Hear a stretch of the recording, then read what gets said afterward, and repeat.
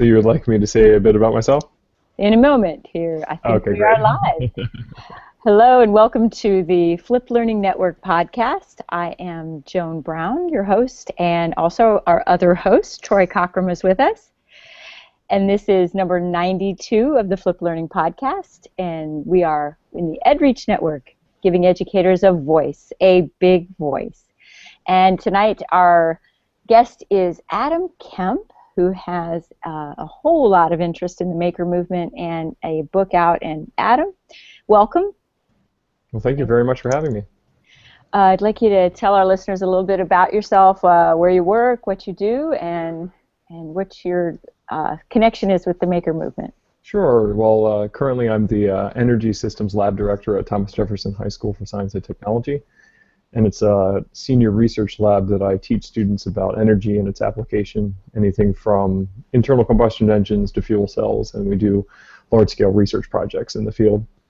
I'm heavily involved in the maker movement, from the installation of makerspace type environments in the classrooms to assisting other makers in setting up their own spaces, and which was kind of the foundation for my book, was looking at tools and their use, and taking anybody from the layman who's never picked up a screwdriver to the seasoned maker who knows how to build 3D printers and use all sorts of high-tech equipment. And so my investment in the maker community is just trying to spread the word and get as many people using their hands and getting their fingernails dirty, building incredible things. Well, I got to ask the first thing. So what inspired you as far as getting involved in the maker movement? Do you have kind of a childhood memory, something that happened that started this off? Oh yeah, I mean I've been making or tinkering or hacking from as young as I can remember. I think I really started off. My grandfather built houses for Sears and Roebuck, and so he had a wonderful shop in the basement where woodworking tools, machine tools, all sorts of stuff. And so we'd go and visit my grandfather, and I'd always sneak down into the basement to see what I could build. And it was just such an inspirational place. And then as I grew older, I got to see what he did and how he was a craftsman, and how fantastic of a trade that is. And becoming a teacher, I get to share that knowledge with my students and inspire them to become engineers. So I guess the earliest I can remember is probably being able to walk. As soon as I got my first Fisher-Price screwdriver, I was a maker. And so I'm going to hold the book up, even though I know that doesn't mean that everyone can see it, but the Makerspace workbench. And I believe you've got a book here that's kind of a starter for any teacher that's considering creating a space for students. Mm-hmm. Tell me a little bit about the book and kind of an outline of where it goes from the beginning. Well, that really is the secret focus of the book, is how do you get this into education. And so the book is the Makerspace workbench, and looking at these makerspace environments, which is a community forum for creating innovation, education.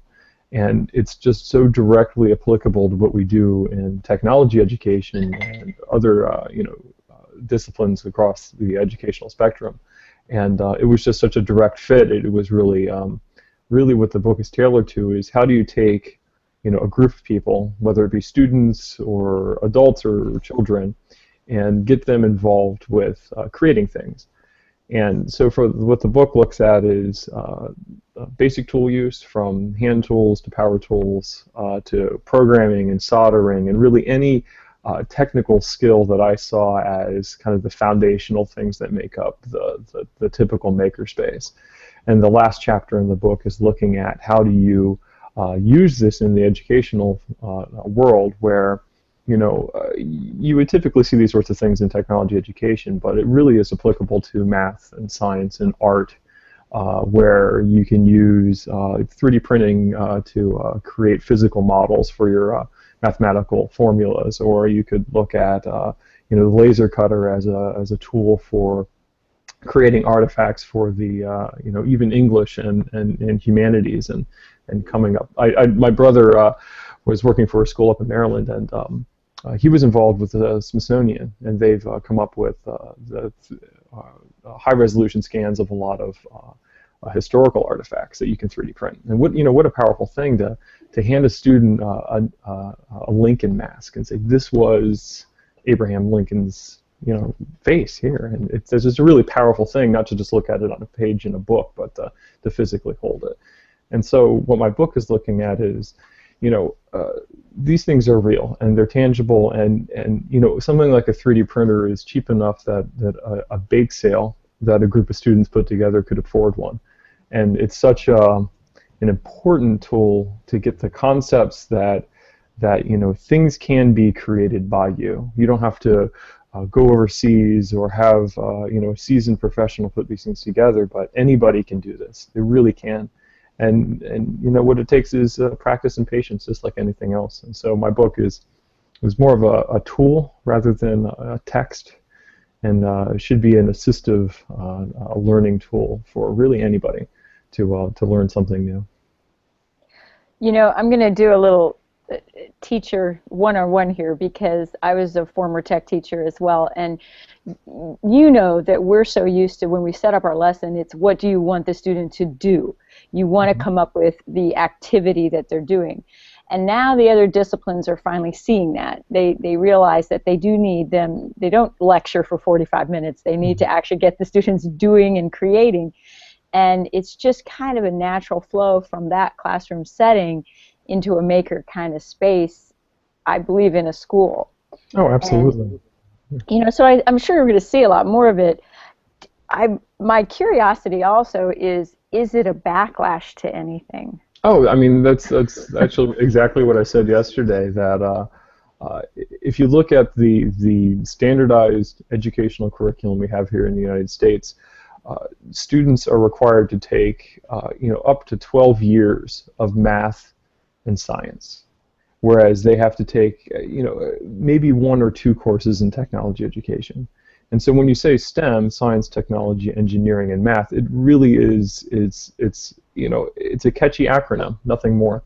And the fact of the matter is, until they start getting these students into workshops and actually demonstrating these concepts that they're learning in math and science, then we're losing out on a lot of potential that these students have, because only a handful of them find their way into technology education classrooms, which is really where they get to demonstrate these concepts that they've learned in math and science. And that's really where you learn. That's really where you build these foundations for lifelong learning. And if we want more engineers, we need more kids building birdhouses and robots and rockets, because that's what inspires kids, not as much sitting behind a textbook. I was at an ed camp last week, and one of the sessions was on the Makerspace, or Makerspaces, and somebody asked, with all the standards, how do you convince your principal to allow you to do this? And her suggestion was start with a club and then try to move it into the classroom. How do you suggest somebody getting started with a makerspace so they can grow it?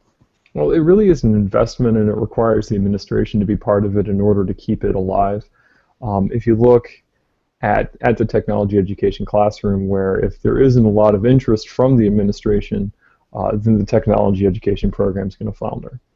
And if you have a makerspace, there's a lot of infrastructure that goes into supporting a pretty wide range of projects. And if there isn't one person who's dedicated to that, it's going to fall apart. And so if there aren't financial resources, time, which is the biggest thing, and then the actual physical space itself, and then somebody to govern that space, those are really the requirements you need in order to make it work. And so when you have a standardized curriculum and a really tight schedule, it's very hard to do. It's a real uphill battle, but if you have inspired teachers, they find creative ways to find the time to see that there's so much potential for a makerspace in a classroom, and what it has to even accelerate their curriculum. Because if you have inspired kids, you can move quicker. Mm-hmm. All right, I'm a teacher. I want to do this on the cheap. What is say I want to start in programming, or Sure. maybe even 3D printing. What is the ultimately first thing I need to buy, and then where would I grow this? Okay, well, programming, my favorite tool for programming is Arduino. It uses a derivative of C, and the kids get immediate results. They can turn servos, they can flash lights, they can use sensors, and it's very, very, very easy to do. Plus, there's a wide range of open source software that you can download and install on just about any computer to get programming, whether it be a K through 6 classroom where you're using a really graphical-based programming language, or higher level programming languages like Python and C to program these things for the higher level classrooms, and they're all free. So you go and you talk to your tech support, or you get parents to donate computers. I think it'd be pretty old to program in Arduino. For 3D printing, 3D printing is interesting because it's kind of a two-stage process where you don't just buy a 3D printer and you start making things. You have to look at the actual design that goes into the models that you would want to 3D print. So you really have two types of people who are 3D printing. Ones that just go to places like Thingiverse or other websites for getting models that other people have created, and they print those, which is great. It gets you exposed to the technology. And then you have the others that want to create their models themselves. When you want to create your own models, a great piece of software is Tinkercad. It runs in the browser, and it's a kind of a push-pull style modeling software where really, kids to adults can become, solid modelers pretty quick. There's a whole wide range of software suites for doing that, but as far as the printer goes, it's a rough tool. So you're never going to buy a 3D printer that's going to work just flawlessly all the time. And so if you kind of think of the earlier computers where they needed a little love and care in order to operate, that's kind of what a 3D printer is. And so my recommendation, and I've seen them in operation all over the place, PrinterBot makes one that's about $300. You buy it as a kit because it's important to do the kit and not just buy one that's already constructed, because you hand a kit to a group of kids, they're gonna really learn something from putting this thing together. The price point's pretty good, and I've seen some fantastic results from them. And so $300, you could do that in a couple of weekends selling brownies. That's true. What's the product that goes into it? What's the ink, I should call it? Right. Well, my ink of choice is called PLA. It's polylactic acid. It's a corn-derived plastic. The other one is ABS. It's the same plastic that your car interior is made out of, except it smells really bad when you use it. And PLA is a little less toxic. But basically, I tell my students that it's a spaghetti machine. And so you have this long spaghetti noodle of plastic, and you feed it into the printer, and the printer heats it up, and you get a really thin spaghetti noodle out of the extruder. And layer by layer, you stack those noodles on top of each other, and you end up with a solid model, a physical object that's made up of hundreds, if not thousands, of individual layers that define that object. So what have you made, like with students? What is something that they've been creating with your printing? Wind turbine blades, and we've produced a lot of prototypes for solar water purification systems and turbines and rocket engines, all sorts of stuff. It's a long list. Our printers are constantly in use. Well, the listeners do need to know you're at Thomas Jefferson High School. Well, that is true. This is the high-tech high school of the country. Very all right. Well, and I was going to ask too, because the school that I'm moving to this coming year is getting a 3D printer, and that was one thing the principal said. I'm going to expect you to figure out how to use it and use it. He got a grant for it, and it's a K-8 school. What kind of projects can you think of that might work with a K-8 school using a 3D printer? Well, it depends on the discipline that they're looking at. If you were, say, in tech ed, maybe making parts for a little wind-powered car, you could have the kids design the wheels and print the wheels out. Maybe in English, you could make a bookmark, or you could, say, in science, you could create maybe a scale model of a molecule, or some dinosaur bones or whatever. So it's basically a magic machine. You can make just about anything. So if you can find something that's directly applicable to the discipline that you're teaching, you can come up with something that that would work. Heck, yeah, just models for counting blocks. Those little blocks of 100. You can make those. Anything. It's one of the ones our students at our middle school love to make are iPhone covers. Mm-hmm. And they like to engrave them, and they create their own little hard case for their iPhones. So there's a good one. Well, I think you touched on something very important, is the fact that with something like 3D printing, laser engraving, programming, you have the ability to inject your own touch, your own imagination into these things. And so when you give a kid a template for an iPhone cover, and you say, put your name on it, that's such a transformative experience to see this physical thing that you've designed and created. And that's a very potent education right there. Yeah, remind me again, there are some sites where you can download the models already for you to print. Mm-hmm. What was that again? The one I use mostly is Thingiverse. It's Thingiverse.com. And you can follow I have 50 or so objects up there under Adam Kemp, ATOMKEMP. Thanks. So I know the timing on this one is great because, of course, President Obama declared today was Maker Day. And he was there at the White House with the Maker Faire. What's your connection to the White House Maker Faire? It's down the street. Yes? Yesterday I was part of the summit prior to the Maker Faire, which was a meeting of a bunch of people from education to the commercial world to government, speaking about the state of making and what the maker movement really means. And I was talking about making in education and how important it is to get students making. And so, I mean, it really is a very common mindset that this is an important thing, especially for keeping this sort of technology and innovation in the United States. And like I said before, it is a backlash for I think the lack of this in education, where people are graduating and you never picked up a screwdriver, you never soldered a circuit board, and then they see these things, flashing lights and turning wheels, and it's inspirational. You want to get involved in it, and so. The Makerspace now is out of education, and it's a public place you can go. There's, tons of Makerspaces popping up all over the place. I think named 3 in DC alone, where you can go and you can build whatever you want, really. I mean, within reason, but. So, in fact, in Northern Virginia, they have one of the labs. Nova Labs, I think. Nova Labs, that's it. That would be the right name. Another one that's up in Pittsburgh is Tech Shop. That's got a great online presence as well, and it's really very popular. Is that also around the country? Further closer to you, Troy? Yeah, well, they just actually opened a tech shop in Arlington. That's where we were yesterday. Oh, okay. Beautiful facility. I think it used to be a Safeway that they turned into this Makerspace. But Troy, do you have any more Midwest where adults can go in and students can go in and just basically have their design, and they'll have a shop there that has the facilities to make it? I haven't seen any.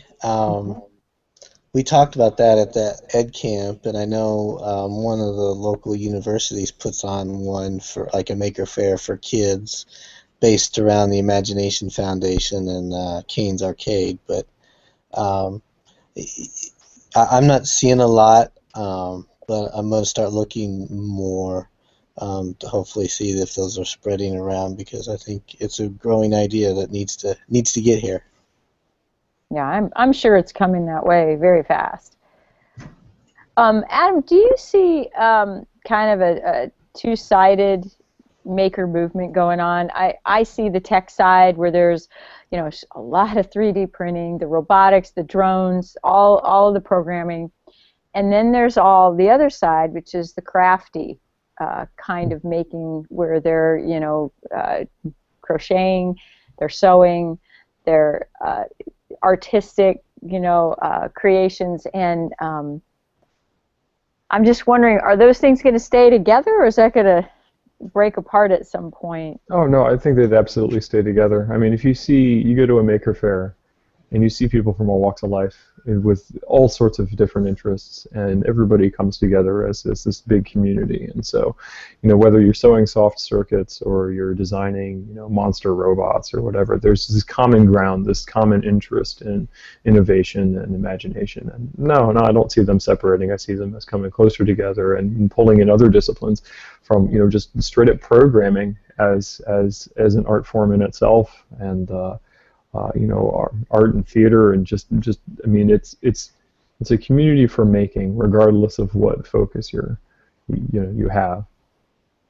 And when you were at that forum for the White House, were there businesses there? Were they talking about wanting to bring back manufacturing in the United States? Yeah, there was talk about it. I think GE and Intel were there, both talking about their interests and how they're vested in the makerspace movement or the maker movement, and how makerspaces are important to keeping that sort of thing in the United States, because you get the inventors and the engineers here, and you see that they can do these sorts of manufacturing things here, on U.S. territory. Then it is, I guess, moving in that direction.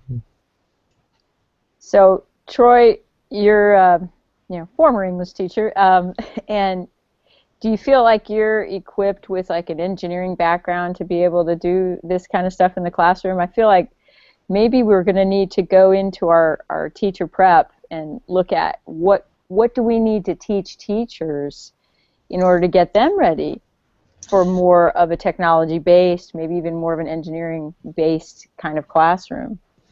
Yeah, I mean, I would say, because I had a discussion with a science teacher at my new school, and she's being told she has to start a robotics club, and she's all nervous because she knows nothing about robotics. And I said, I did all kinds of stuff in my classroom that I didn't know a thing about, and the kids figured it out and taught me, and I learned as we went along. And I think a lot of teachers, particularly if they're not in that content area that need that skill or whatever, can find you just give up. I mean, you give up the control, or the need for control over knowing the answer every time, and just allowing the kids to explore. You'll learn a lot yourself. Now, I know a lot of teachers struggle with that, and that's kind of, I didn't have a problem with that, but some teachers do struggle with that.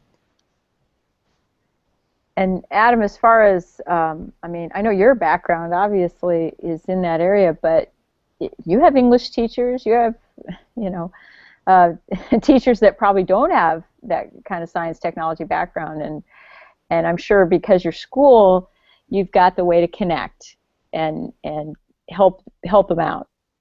Oh, absolutely. And my advice to any teacher that's starting off, say, doing a robotics club, and they happen to be an English teacher, and that's out of their comfort zone.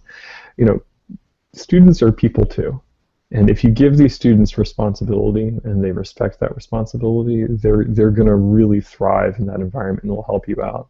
I've helped a lot of new teachers in the classroom where it's very daunting to work with students that are very smart. And if you're very forward with them and honest, and say, hey, guys, this is a new topic to me too, let's work on it together, you get a lot of really positive response from the kids, and they'll respect that. And it's a lot better than trying to kind of feel your way through it and stumble and fumble and try to stay as the authority in the classroom, where if you kind of make it a level playing field, you get a lot better response.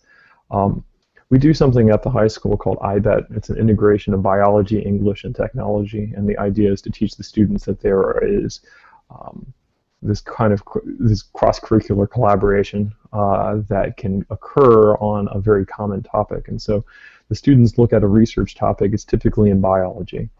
In technology, they create a product that is used to test their biological research.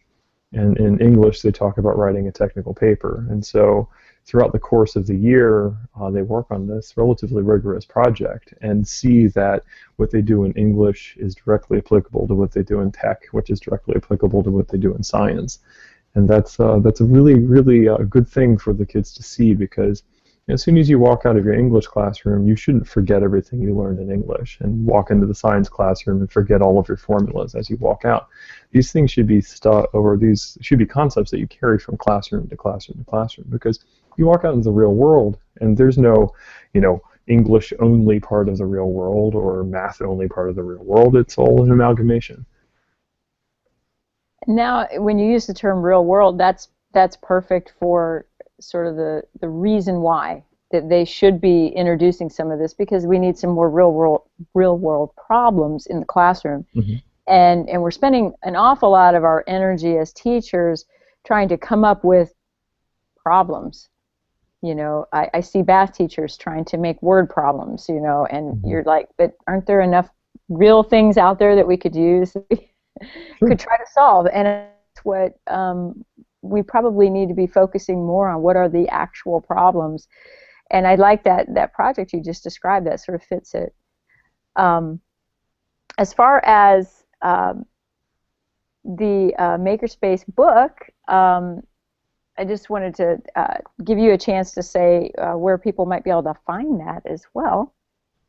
Oh, absolutely. It's currently on Amazon. You just search the Makerspace Workbench. You can go to Barnes & Noble has it, Micro Center. It's on the shelves at Micro Center. Most major book retailers have it. O'Reilly will have it. Maker Shed has it. Adafruit has it. So you can just search the internet. You can find it. There's that internet out there, yes. Yeah. And so they're looking up Adam Kemp, and they're looking for the Makerspace Workbench. And then, of course, there's one more little aspect. The Make magazine is out there.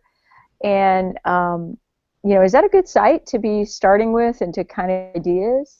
Oh, it's fantastic. Absolutely fantastic. Everybody I've worked with at Make has just been a really wonderful person. And it's been a wonderful experience. And it's so community-driven and friendly that, it really is a great starting point. I know they have a craft magazine as well that's focused more on the sewing and crafty style projects, whereas Make is more of the tech and the soldering. So they really appeal to both communities all together. And the Make magazine is nice because they kind of like Popular Mechanics does, where they feature specific projects that you can work on. I've written a couple projects for them, and it's been great. No, it's a really fun magazine. And then for a couple of teachers that are still in school, that still have contact with their students, and you know the ones I'm talking about, here we are.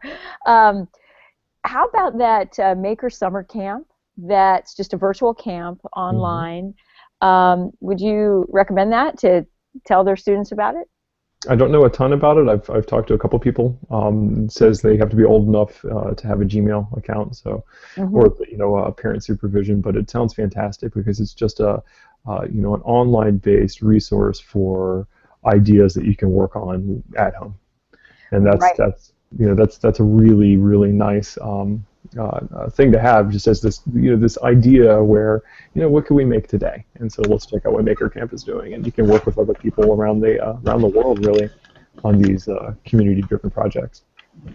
And that's one thing that I really I appreciate about it. I believe it starts July 7th. I'm taking a look at the website now, and they offer sort of a live demo at 11 o'clock every day, so kids, instead of watching whatever they watch, they can go in and they can learn something, and they can attempt to design their own version of whatever's on there, and they give you the directions and all. And then I guess the students would share online. They either take photos or they take videos of what they've created throughout the camp. So it's a real neat community atmosphere too. I'm probably going to peek in on it often just to see what they're making and get ideas, but I love the concept of a virtual camp for a lot of reasons. I mean, especially in economically deprived areas, that's a great opportunity for kids to just get out, with some old wood and a hammer and figure out what they can do. Mm-hmm. It's really great to get such positive feedback too, to see somebody across the world saying, man, that's really cool, I like the way you did that. That's really powerful. And we got Troy back. Yeah. So it sounds like we're wrapping up a little bit. I want to be sure everyone can find you on the internet, Adam. So where would they look for you if they were trying to? Well, you can follow my Twitter feed on on Twitter it's Adam Kemp, ATOMKEMP, and on the Google Plus page with Adam Kemp as well. Okay, that's great, of course, and get the book. All right. Yeah, most certainly check out that. All right. I really appreciate you being on. Well, thank you very much for having me. Okay. Thank you.